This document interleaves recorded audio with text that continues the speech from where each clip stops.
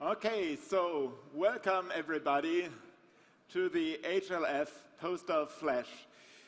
My name is Olaf Kramer. I'm coming from Tübingen University.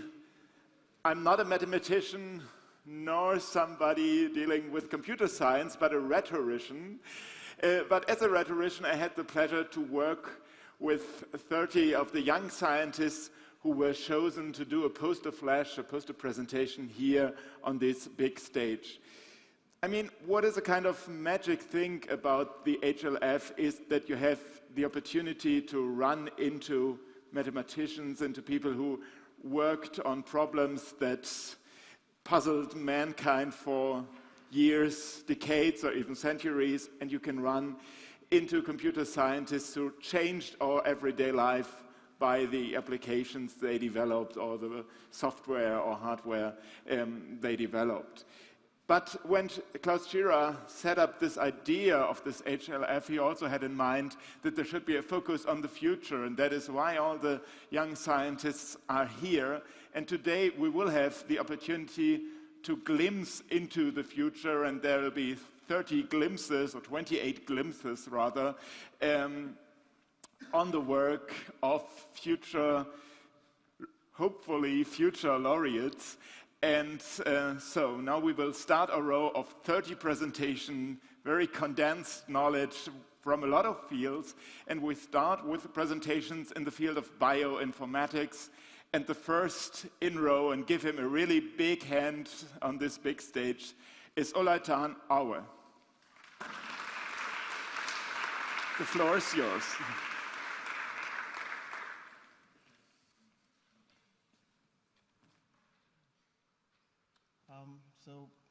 Good evening, everyone. It's a pleasure to be here.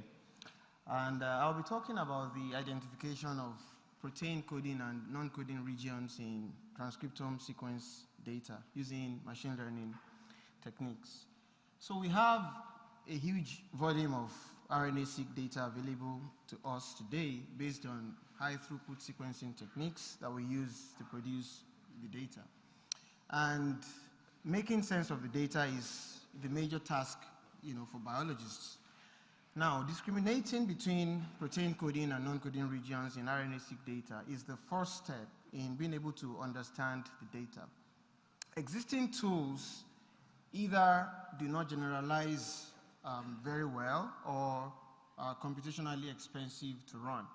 So our goal was to develop a computational tool to solve this task of discriminating between those regions in the data, and then have a much better generalization techniques than existing tools. So the approach was to train a function parameterized by 6 variables with thousands of protein coding and non-coding RNA transcripts, and then use 6 features to factor out common properties in the data. We were able to achieve better generalization performance than most of the existing tools. We had accuracy of 97%, sensitivity, specificity, F1 score of 97%, meaning that we're able to capture the high level of abstraction behind the data, and then we were able to generalize much better. So for more details about the work, please see me at the poster. Thank you.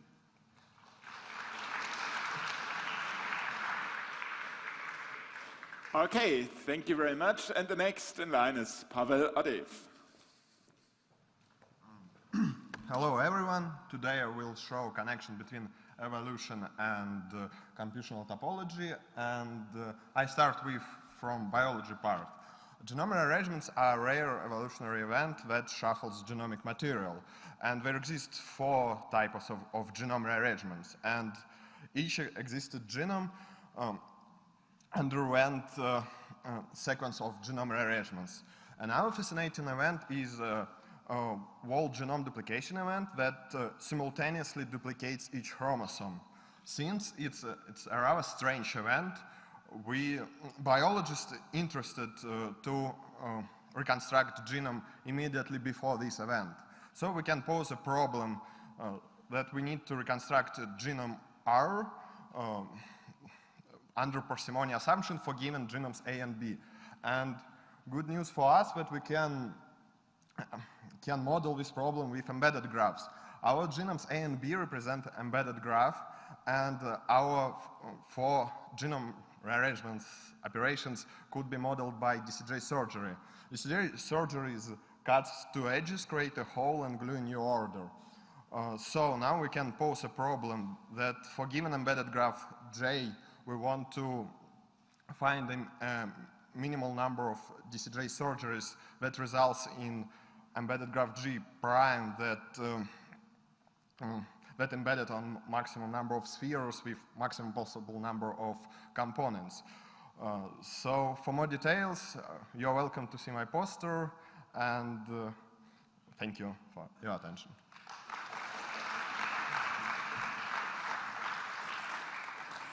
And then we'll put 2 minutes on the clock for Thomas Vogt from Lübeck University. Hey everyone, I want to talk about the maybe most precious part of us, and that is the brain. Namely, in my work, I was concerned with images of the brain, and I was studying how to get the information about how the neural fibers in your brain are working, how they are, how to depict them. So that might, in a very simple example, look like this. So you have 2 fiber bundles of like axons or neural fiber bundles crossing at some part in your brain. And I can tell you now there are medical ways how to screen this, how to measure these, but of course they have a finite resolution. So just consider a grid on these fibers, and then what you measure is in each pixel of this grid, you describe the orientation of the fiber in the way that you have ambiguity in crossing regions. So there is a model which is called cue-ball imaging, where you describe the orientations of fibers by a probability distribution. That means that in the regions where you have crossing fibers, you have like a 50-50 chance or something that there is a fiber crossing this pixel from a certain direction. And I was considering the question how to improve the quality of such images and how to denoise them, how to do segmentation and stuff like this. And my idea, my approach, and I will go into details if you visit my poster, was to say that the distance between 2 such probability distributions is just the angular discrepancy between the 2 if we have a very easy probability distribution. And I was able by mathematical models to give generalization to this, which also applies to general probability distributions. And if you are interested in this very abstract topic, please come visit me at my poster. Thanks.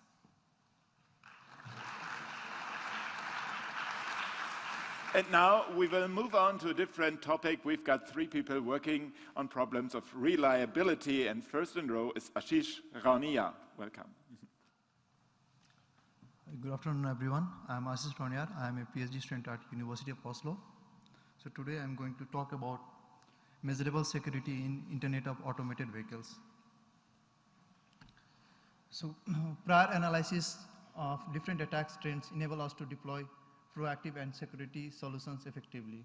So especially in the Europe, there's a lot of terrorist attacks like vehicle ramming attacks. Terrorists are just running into the people and killing the people. So in future, terrorists can just hack our automated vehicles and they can carry out these vehicle ramming attacks from anywhere in the world. So this is our proposed scenario. We are taking advantage of vehicular fog to reduce the latency from the cloud. Okay. So how to measure the security evaluation? So there is an approach known as multi-matrix approach. So in this approach, we divide the system into subsystem into different components, and we assign the components different values. So how we are assigning the values? So we have to ask the different security expert to give some values for different components. But we are not able to get one unified solution using this approach. That's why we are going to use this swarm intelligence. So you can see all these bots, they always try to move in the group. So there is a unified solution. So inspired by the Swarm Intelligence. There's a platform called UNU platform. UNU is an online platform, online real platform, which is inspired by the Swarm Intelligence, which will form a closed loop of swarming places in humans. As a human, you can take a collective decision. Okay, so in this figure, we divide our system into different subsystem and component, and we have used the 3 use case scenario, and we evaluate our scenario in the UNU platform against the SPD goal, and we found out what is the best configuration for our system. So if you have any question, yeah, just please my poster.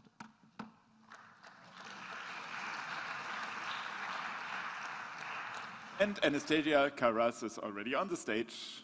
Thank you very much. Hello, my name is Anastasia Karas, and I'm a PhD student at the University of Würzburg. My research devoted to the stability for interconnection of nonlinear dynamical systems. And stability is one of the fundamental properties that is very important to establish for such type of system. Typically, it has been addressed within 2 approaches, namely Lyapunov stability, which basically studies the behavior of the system near equilibrium points without inputs, and input-output stability, which studies the behavior of the system due to external inputs. In my poster, I will present the notions of input-to-state stability. And ESS was first provided, notion of ESS was first provided by Eduardo Zonta in 1989. And it gives very powerful tools to establish stability property in the analysis of dynamical nonlinear systems, such as Lyapunov ESS function and small gain theorem. Small gain theorem has been extensively utilized to establish stability exactly for interconnection of several dynamical systems. And now it's a very hot topic. And also in the poster, I will present some open problems, considering some generalizations and extension to larger class of systems, such as time delay system and many others. So if you're interested, please come and we can talk about this. Thank you very much, and I'm looking forward to see you.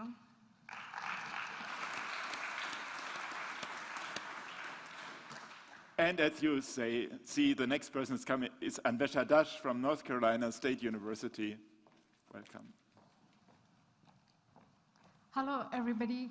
So today's high-performance computing systems are getting more and more complex with very complex architecture, evolving system design, and increasing component scale. And these systems produce lots of noisy, unstructured text logs, which has a lot of information buried in them. So my research investigates appropriate machine learning and deep learning techniques, which can be handy for real-time failure prediction and anomaly localization in such systems. So results as of now indicate that we can obtain acceptable lead times and low false positives, as well as accuracy, which will be extremely promising for better anomaly localization and real-time failure prediction in large-scale computing systems, not just supercomputers. So I have focused on Cray logs here, but I have plans to extend it to all kinds of systems. So if you have more questions, suggestions, comments, please talk to me during the poster session, and we can take it there. Thank you so much.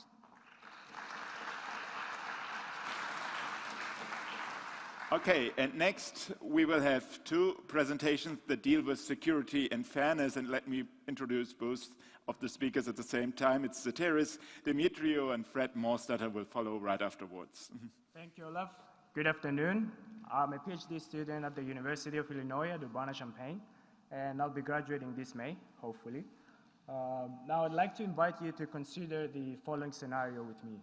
Imagine buying this baby monitor online and installing it in your local network. What if that baby monitor suddenly starts shouting and cursing at your baby whenever you leave the room? Apparently, this thing happened a couple of years back, and it's just a mere instance of a variety of attacks that we have reported on IoT systems. In my work, I study such emerging security threats. My approach involves decomposing the IoT infrastructure into its main architectural components. On the one hand, we have the NIoT devices. These will be actuators and sensors, such as the baby monitor or your Fitbit.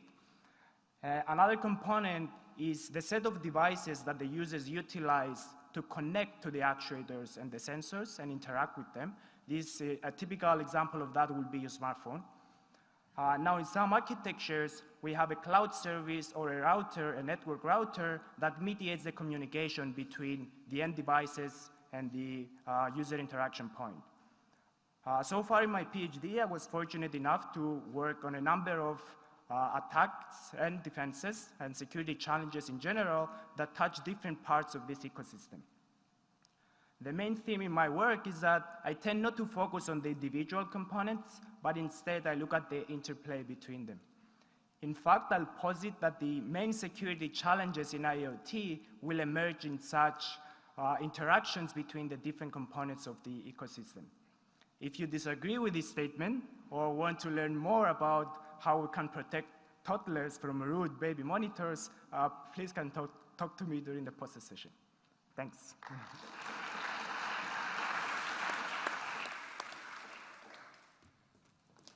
So I'm going to talk about social data bias. So I come from the area of computational social science. And what we do is we want to study people at scale, a very large scale, usually millions or billions of users. And currently, the best way to do that is to mine the traces they leave behind on websites when they go on there. So on this figure, you can see we have people on the left.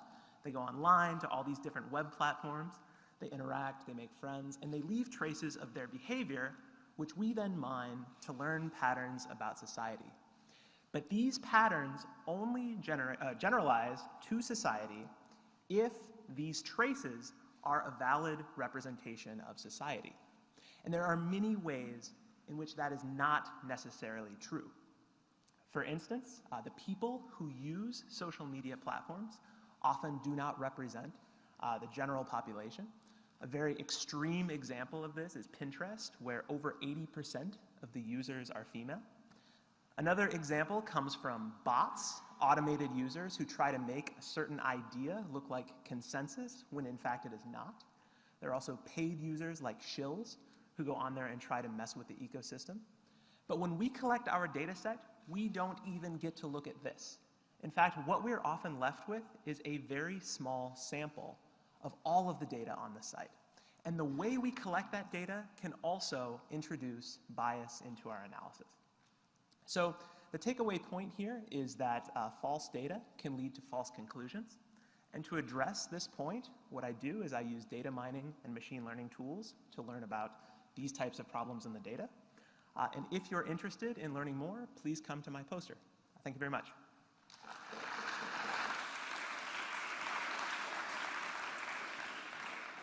And again, we will switch to another topic, web analysis. And the first presentation by Kasia Popat is answering a big question. How do we know it's true? It's in the title, at least. So, your 2 minutes.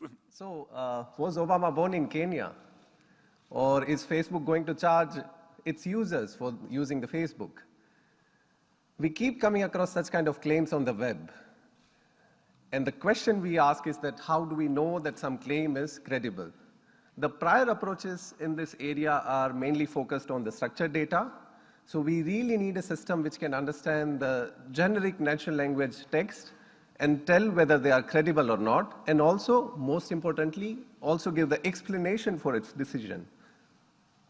So we propose 3 helping hands. Number 1 is to understand how the claim is reported. So whether it is reported in objectively written article or whether it is reported in some subjective or sensational article. The second thing is to understand the stance of the article, because many a times we see some articles talking about various information but in negated way. So for example, it can say that it is proven to be wrong or something like that. And the third thing is that who is talking about this claim, whether it is being reported in some popular, credible web source or whether it is reported in some shady blog post or something. So we combine all this helping hands and then propose a machine learning based approach to solve this problem. So the takeaway from our research work is that we propose a generic approach to solve the problem of credibility for the natural language text. We also give explanation in the end to make our approach transparent. And our experiments on the real world claims really show the effectiveness of our approach. And here is one such example in the slide. You can take a look. And yeah, I guess that's it. And for more details, you can just visit my poster. And of course, we can also talk over the coffee break. Thank you so much for your time.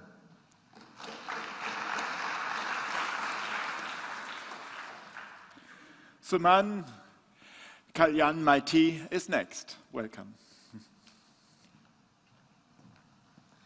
Hello everyone, I'm Suman Kalyan Maiti. I'm a IBM PhD fellow at the Department of CSE IIT Kharagpur. My research area is social computing. Today I'm going to talk about understanding popularity of social media entities towards an unification. So here we are looking into three special entities. We have hashtags in Twitter, we have tags in Stack Overflow, we have topics in Quora. So if we want to understand popularity of these entities, we can look into the content, we can look into the user's informations, we can look into the propagation structure and the social network. But the last three informations is very difficult to get. And so here the question is, so can content alone play an important role in determining popularity? Okay, so as we can see that they are. Actually, in case of Twitter, we are looking into the hashtag content, the tweet content, and in case of Quora topics, we are looking into the questions and answers and derive various factors out of it, and we can see that they can very efficiently distinguish the popularity of items. So next we ask the following questions. Are there common linguistic factors which can characterize popularity of these entities? So are there commonalities in those social entities? Okay, so these are the publications from my research, and for more on this, please come and visit me at my poster. Thank you.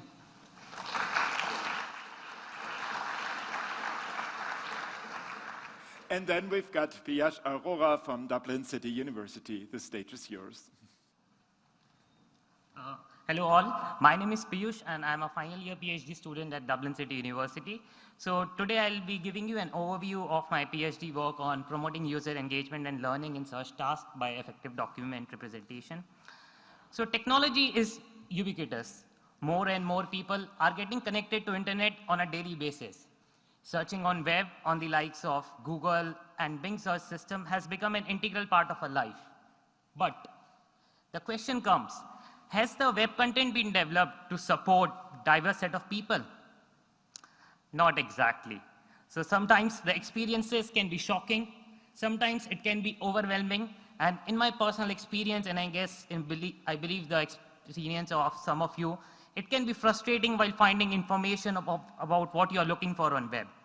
So my PhD work focuses on the problem of web search, where given an information need, such as you want to know about deep learning at Heidelberg University, you fire a query to your search system, Google system, Bing system, and you get ranked documents which are retrieved to you as kind of document snippets, or these are like commonly known as blue links.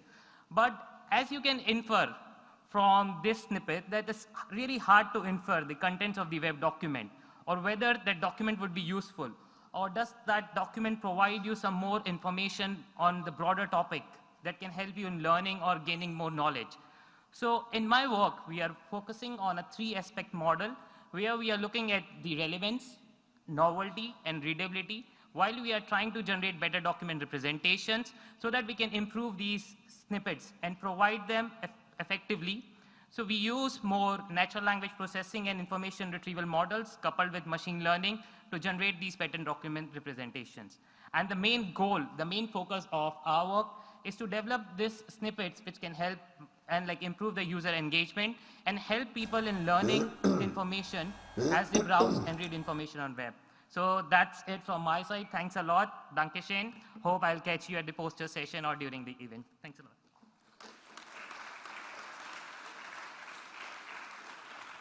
The next cluster of presentations is dealing with the field of optimization, and first in the row is Hari Sharupalli from the University of Minnesota.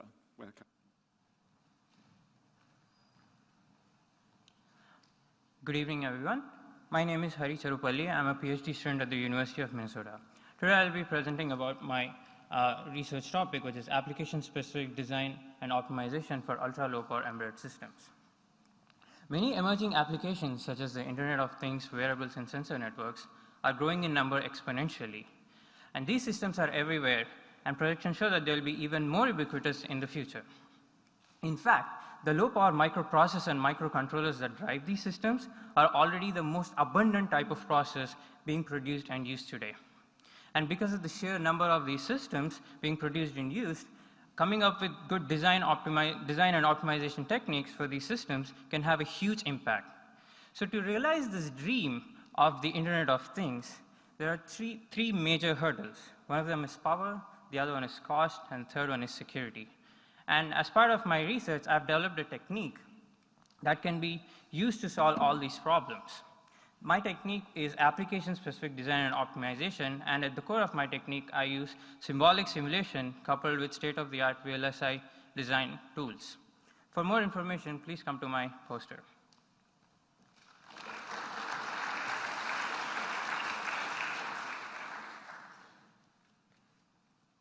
And the next person will be Sukayana Mutadit. Welcome from the University of Toronto.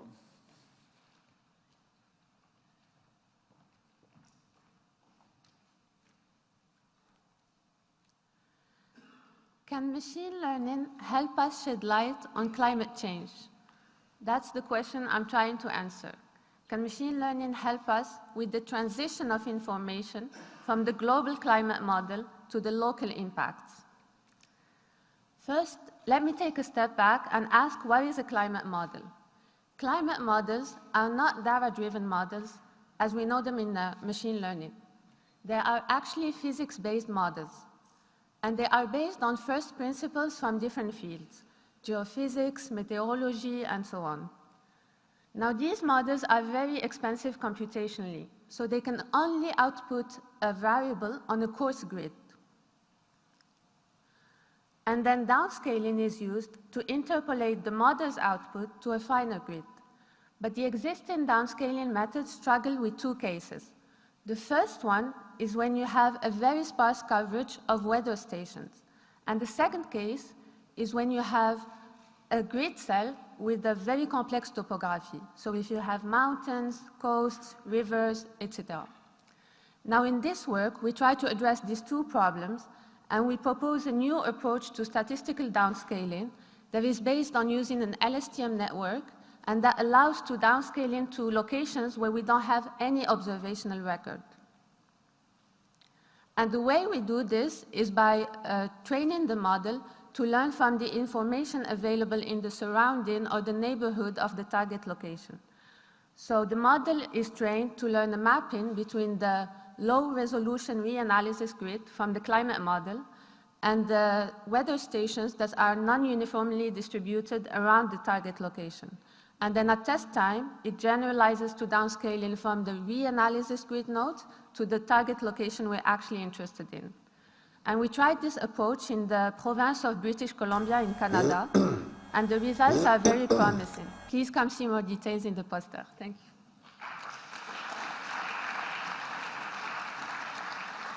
Thank you very much. And the next one is coming from IBM Research in Bangalore. It's Zambaran Bandyopadhyay. I hope I'm getting close. So, good evening, everyone. I am Sambaran Bandyopadhyay from IBM Research, Bangalore, and Indian Institute of Science, Bangalore. So, I will be talking about pricing mechanisms in electricity market. As you all understand, that pricing mechanisms are really important because they determine the way a utility company charges its consumers for consuming electricity. Not only that, it also determines the power consumption pattern of a consumer, which in turn control the aggregate level power consumption pattern in a city or district level. So though there are a couple of pricing schemes available in the literature and in practice, but there is no formal framework to analyze the mathematical properties that a pricing scheme should satisfy. So in this work, we proposed an axiomatic framework where basically each axiom captures one intrinsic property that a pricing scheme should satisfy. So this is the structure of a pricing scheme or a cost function. So it takes 3 parameters. The first one is the actual consumption by the consumer. The second one is the expected consumption by the consumer. We assume that there is a way the consumer can reveal her expected consumption before the consumption can happen actually. The third one is the total expected consumption, which is just the sum of the individual expected consumption by all the consumers. This is a very high-level overview of the axiomatic framework we proposed. So through this axiomatic framework, we want to answer some of the very basic and fundamental questions. For example, what is the nature of the cost function? Should it be continuous? Then what if some consumer increases her consumption? Should the cost increases? So as you can understand that the answer of some of these questions are very trivial. Now, once we defined the axioms in this framework, the natural question is, can a cost function satisfy all these axioms simultaneously? If yes, then what is the type of the cost function? If no, then what is the best subset of axioms that can be satisfied? To know more details, please come to my poster session. Thank you.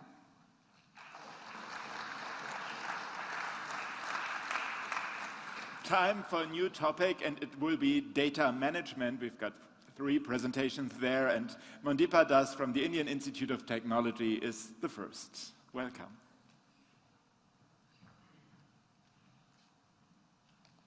Hi everyone, this is Monideepa Das from IIT Kharagpur, India. I'm working on data-driven modeling for spatiotemporal prediction of time series data. The key challenge in this work is how to model the complex spatiotemporal dependency among the variables, especially when the number of variables is too large as shown in the top, or even if we do not know which variable influences which other as shown in this figure at the bottom. Moreover, I am working on natural time series data like the climatological and hydrological time series, which are inherently chaotic in nature. So how to model the inherent chaos within the data? So in this regard, we have proposed a generic ST prediction framework that uses multifractal analysis to model the inherent chaos in the data and uses Bayesian network, a probabilistic graphical model, to capture the spatiotemporal dependency among the variables. Moreover, we have extended Bayesian network with added functionalities so that it can handle many different types of ST prediction scenarios. Like this SPABN or spatial Bayesian network help in dealing with very large number of variables. BNRC aids in handling the situation where the data is very scarce.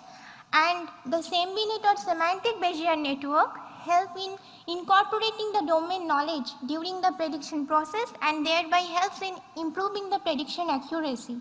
So for the more details, please meet me during the poster session. Thank you.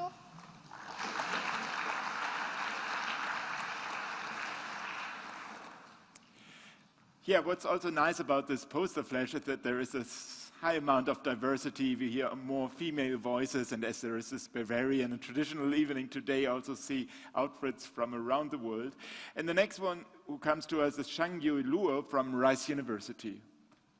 The floor is yours.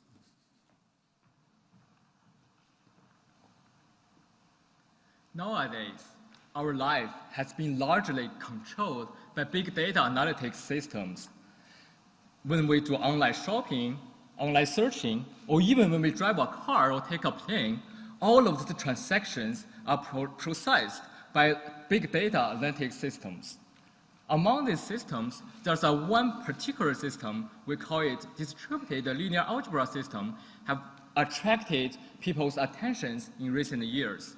These systems are really powerful for linear algebra computations so that they are perfect platforms for machine learning and data mining tasks. However, let's take one step back and ask one question. Do we really need to create such a system from scratch? Maybe not. And from our research, we find that actually we can build up such system from a relational database. And if we do so, we can have 4 benefits immediately. First, we already have high performance distributed relational database at hand, and we can use them directly. Second, the relational database has a query optimizer in it, so that it can do the query optimization for the input computations. Third, we don't need to develop a linear algebra system, and it can relieve the need for users to start a new system all the time. And lastly, we can avoid moving data between the database and the data analytic systems, and this process usually are very time-consuming. Please come to my poster session, and I can provide more details about my research. Thank you.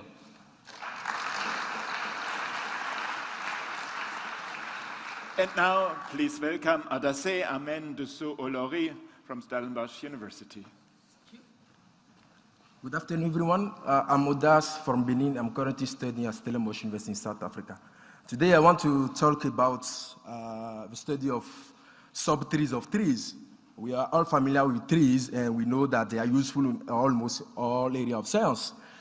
Assume that you give me your favorite tree, let's say D, and you tell me, well, if I consider the set of all trees, what can I expect as the number of copy, let's say the number of subtree, identical to the tree you gave me, when the size of a tree gets large?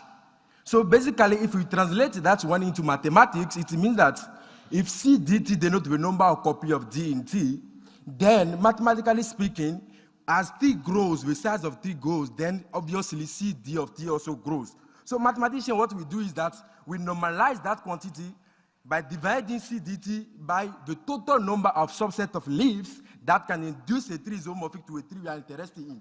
Therefore, we get a quantity which lies between 0 and 1. Now, do we know whether the limits of that quantity exist or not? To fill that gap, we can just consider the limb soup, because every bounded sequence of real number have a limb soup. And likewise, every bounded real sequence number have a limb f. So when you consider that limit, the result that we get is it only depends on the tree that we are interested in. That quantity is called the inducibility of a tree. So what we are trying to do is that we are trying to come up with a theory that can compute that inducibility for as many as possible classes of tree. One such tree is called evening tree. First of all, what we do is that we try to find a bound, an upper bound on that inducibility, which says that if we are looking for the number of copies of any tree in large tree, it's enough to restrict ourselves to binary tree. But now, if we have a bound, how do we know that the bound is best possible? Well, we need to come up with a tree structure that assures that inducibility. Thank you for your attention. For further detail, please come and see me at my poster presentation.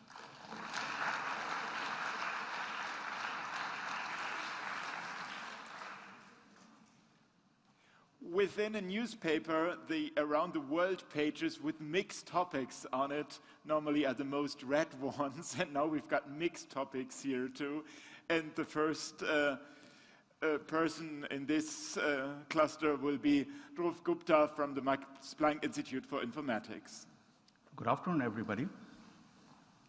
Web search has largely relied on terms in the text documents for efficient information retrieval. Nowadays, what we can do is utilize natural language processing tools to annotate these large document collections at scale. I'm trying to address 2 key challenges in my research. The first challenge is how to mathematically model the semantics behind these annotations. For instance, named entities linked to knowledge graph, e.g.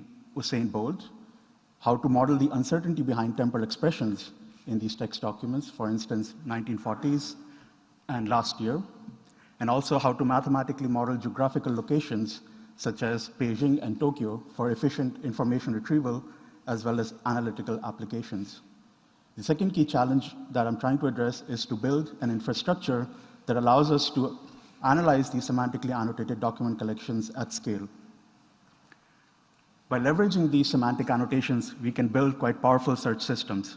For instance, what we have been able to build is a time-sensitive search engine that takes as an input a keyword query, for instance, Iraq War, and outputs a ranked list of time intervals of interest, which help us navigate these semantically annotated document collections by using these interesting time intervals. For instance, for the query Iraq War, we see a time interval 2003 to 2004 that is indicative of the American invasion in Iraq, and the time interval 1988 to 89 that is indicative of the Iran-Iraq War. What we also get is a temporally diversified set of documents that tries to cover these time interval of interest to the greatest degree. By leveraging these semantic annotations, what we can also build are quite powerful analytical applications. Here, what I present to you is a visualization called code graph that links in the code a time interval of interest and a frequently co-occurring named entity linked to a knowledge graph. So for the query Iraq War, we can quickly browse the important events by following the most bold colored codes. To talk more about my poster, my idea, please come to my poster. Thank you very much. Thank you. So everything is set up for Maria Marquez from the University of Chile. Hi. Sorry. Hi, I will present to you a little bit of a soft top considered compared to my colleagues here, because I'm from software engineering, something a little bit different, okay? I will talk to you about a prescriptive software process for academic scenarios. What I mean is that when you need to teach software engineering to students, this is very hard, because students normally in computer science or in software engineering, they have a very big issue in working with groups and to developing software, okay? So we need a kind of a software process that can be reused and can have very good results with the students. But why to invent another software process if we have a lot of software process from industry? There are a lot of industry building software from huge to small software, and they work. The contexts are very different. Normally in industry, you have the context that the software is the most important thing. And in academia, we have that the software is something, but what we most need is that the students learn how to build software. So the objectives are very different. So what we did a software engineering education mapping study looking how universities in general teach software engineering. We also read about what are the best practices being taught to students. We did a true, very detailed characterization about software engineering education in Chile, and we have a lot of data about teaching software engineering. With all that in mind, we proposed and we created a software process called EduProcess that had as goal a software process that should be affordable, effective, and also repeatable. So students and professors could use it more than once. So EduProcess is a framework that has two software processes in parallel, one for students and another one for the instructors team. And these two processes are completely interconnected, and they are all very well mapped and very well designed. Our most idea here is that any software instructor could use it very easily, okay? We have good results so far. If you want to know more, please come to my poster in a few minutes. Thank you. Thank you very much. For our next speaker, you should perhaps applaud like this. It's Lauren Berkey from Rochester Institute of Technology. Welcome.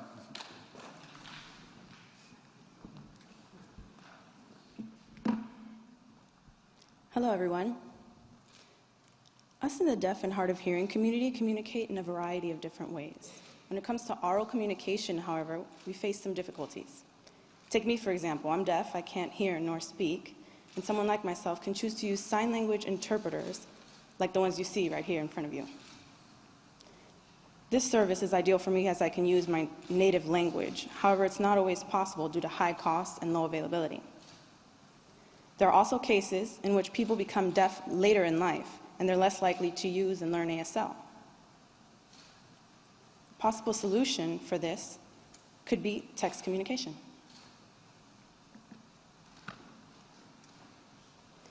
One way that's been showing great promise is applying ASR technology as a tool. As I'm sure you all know, it's perfect. Not exactly. So despite this imperfection, how can deaf and hard of hearing still benefit from this technology?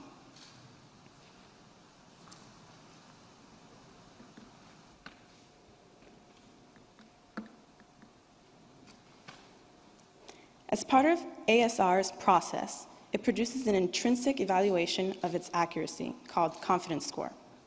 This score, however, is not typically shown to the user. By providing that information to the user through caption, it can help the user build trust in the system. Here you can see two examples of how this is implemented. The examples show a variety of text sizes or underlining. We've developed a prototype that has been tested in the deaf community, but we still face some challenges. One of those is threshold for confidence. For example, on a scale from 0 to 100, where is the cutoff determining certainty? Another challenge is measuring acceptable quality for the user. For example, missing the word the will have less impact on understandability than missing the keyword. My research suggests an approach for both machine learning and human-computer interaction to solve these issues. Thank you. Thank you very much. And with our 21st presentation, we move on to mathematics. We leave computer science and go to mathematics. And we will have 3 presentations in the area of algebra. And the first one is given by Marcos Miguel Aurelia. Welcome. Hi, I'm Marcos Origlia from Córdoba, Argentina. My work is about LCK or LCS structure on Lie groups. A locally conformally Keller or LCK manifold is a Hermitian manifold such that in each point there is an open where the matrix is conformal to a Keller matrix. Or this condition is equivalent to this equation, d omega is equal to theta wedge omega. Omega is the fundamental form. We also study locally conformal symplectic structure on a manifold.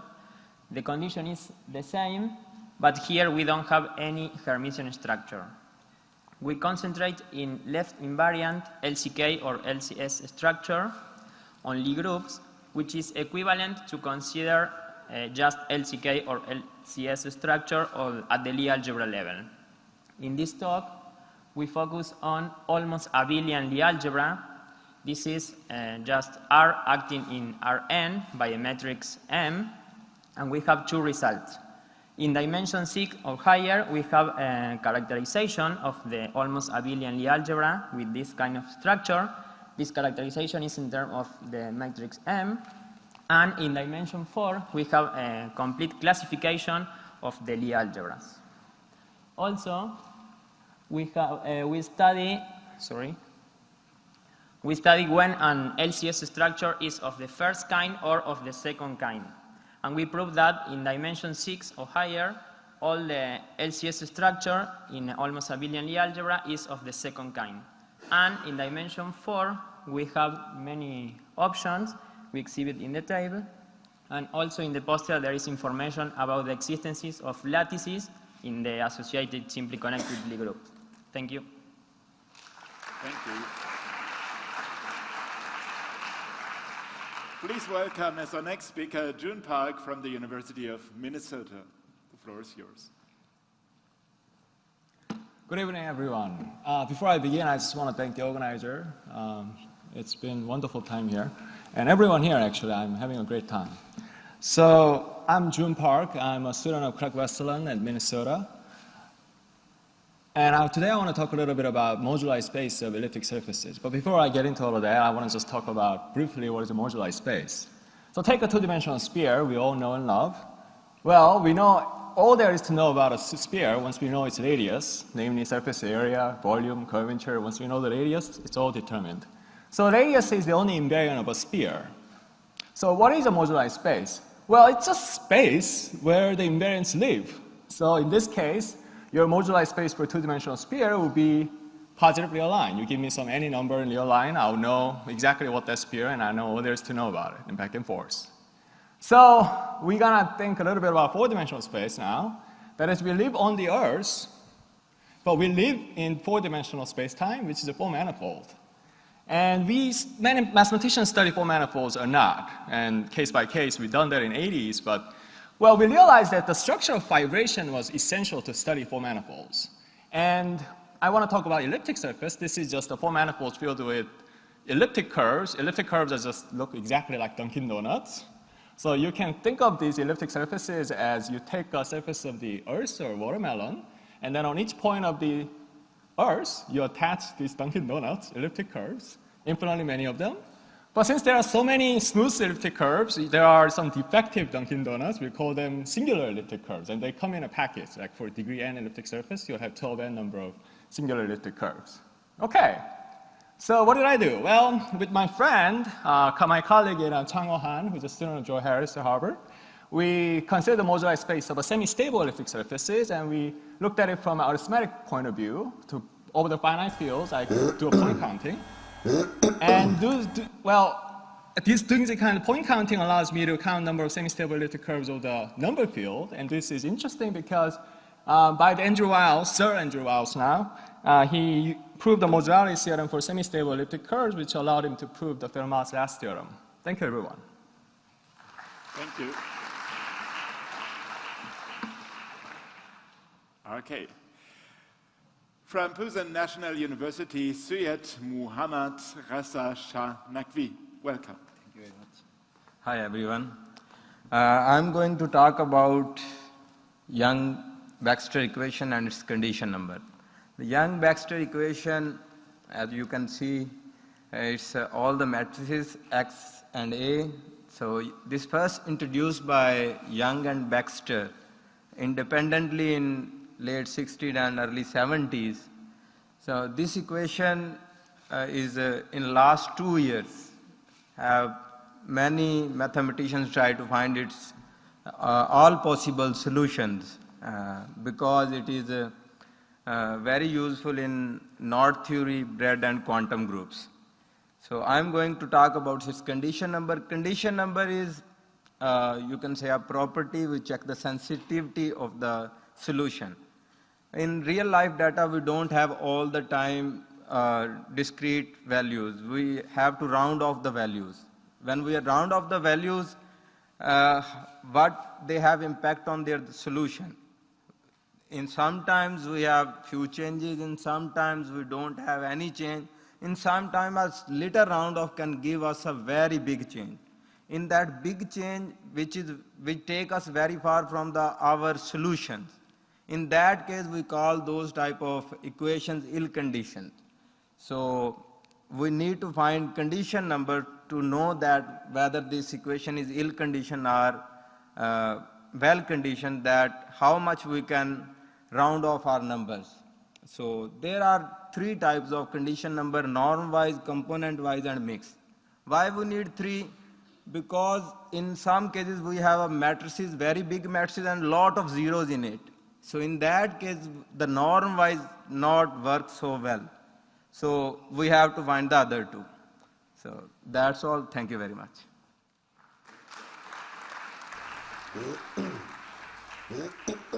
Our next area will be numerics, and we've got 2 young researchers working in this field, Matthew Farbach and Yipeng Wang, and Matthew Farbach is first. Cool, thank you.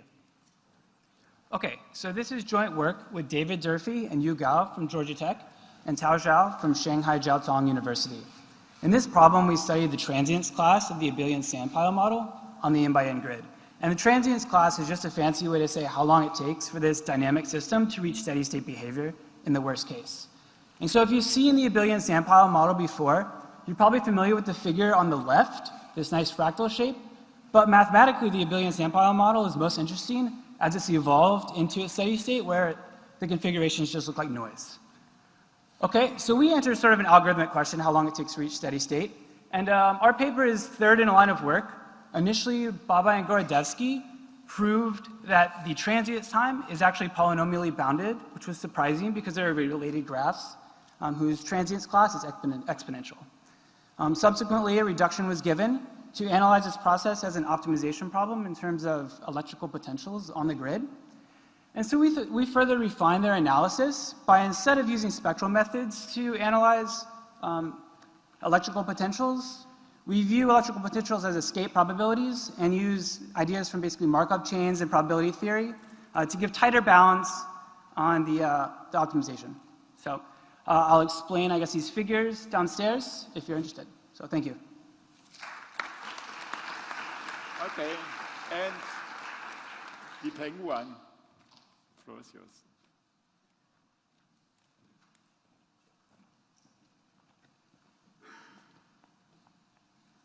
Hello, everyone.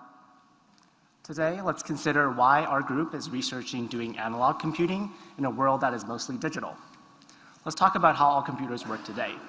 We have digital computers, which use binary numbers and operate step by step, and on top of which we build digital algorithms, which match the computers. Over time, Moore's law scaling and architecture improvements have made the computers more efficient and faster. Likewise, we've optimized the algorithms to have better performance. Now we know that Moore's law scaling is going to end or has ended, and so we're going to lack one of the tenets on which we've been relying on to get better performance for our algorithms. What if there's a different class of hardware altogether on top of which we have analog algorithms, and what would those algorithms look like?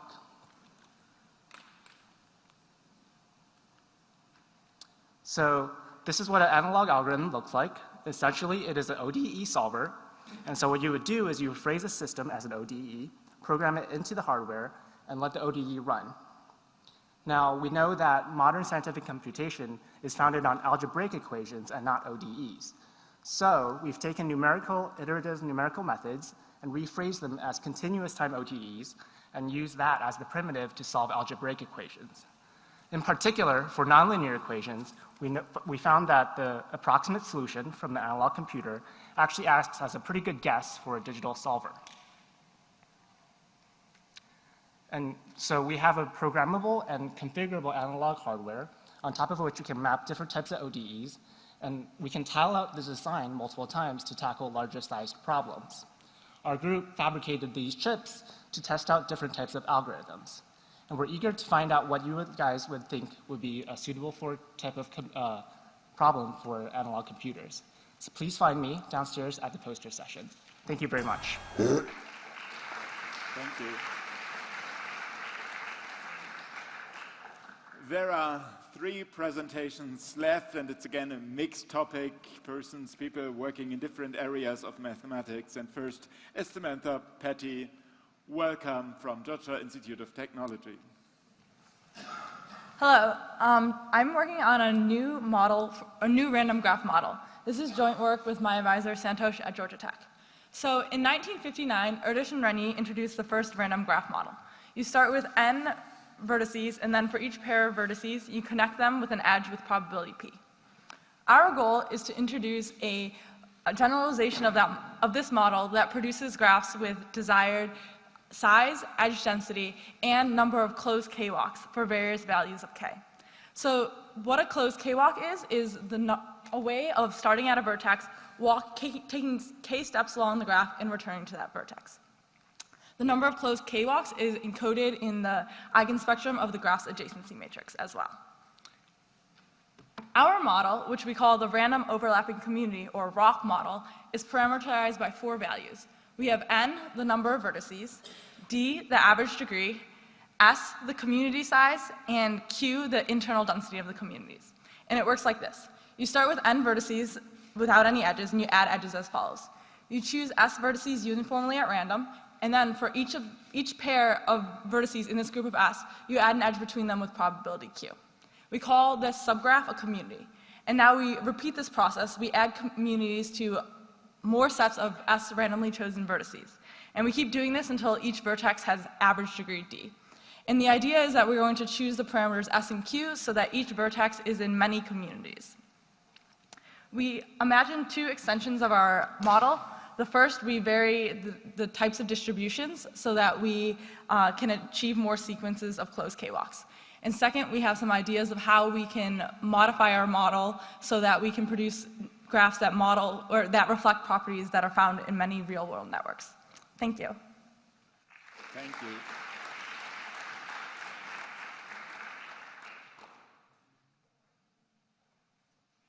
And the next speaker will be Demian. Now goes, and I think, yeah, we've got the right presentation ready for you. Well, and now for something completely different. Hello everybody, my name is Damien Goes, and today I would like to share with you a fractional quantum mechanical model based on a Schrödinger equation in which the differentiation operator are of non-integer order. Here, alpha is a real positive number which is very close but not equal to 1. And now, what does it mean? What are the consequences of this small change? The answer is space.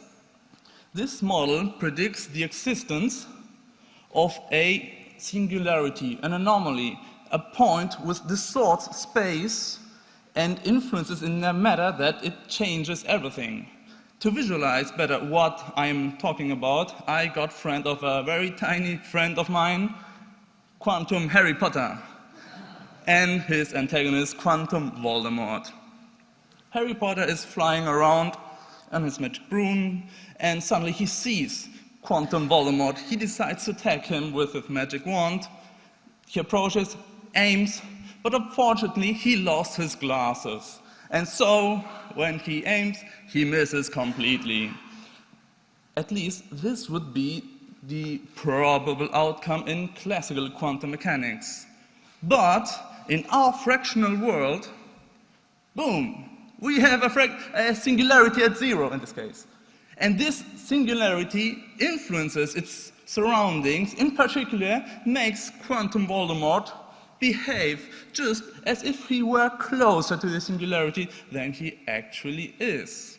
Well, I'm looking forward to sharing these kind of stuff, strange behaviors and phenomena with you later on. Thank you very much.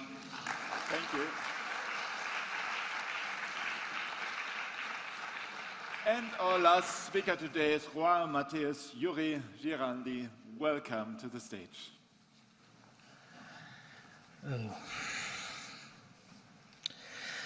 Hello, everybody. In our work that I have with Gaston Garcia, we classified some Hopf algebras. During this work, we found two classes of braid vector space of non-diagonal type. For those that are not familiar to this concept, braided vector space is just a vector space, in this case generated by x and y, and together with a linear isomorphism C from V tensor V to itself, satisfying the braided equation. For any braided vector space, we can associate its Nichols algebra B of V. But sometimes it's not so easy to calculate this algebra. In GGI, we calculate some of them associated to the braided vector space above, and the Nichols algebras are good. We have three algebras and we have three algebras in x and y, subject to some kind of commutation. You will have powers of x and y, or something like this.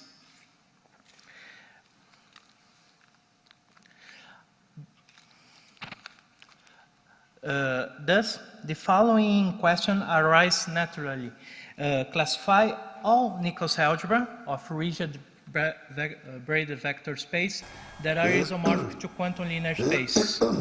Then we use some classification of the braided equation for dimension 2, and we will obtain this result. Thank you.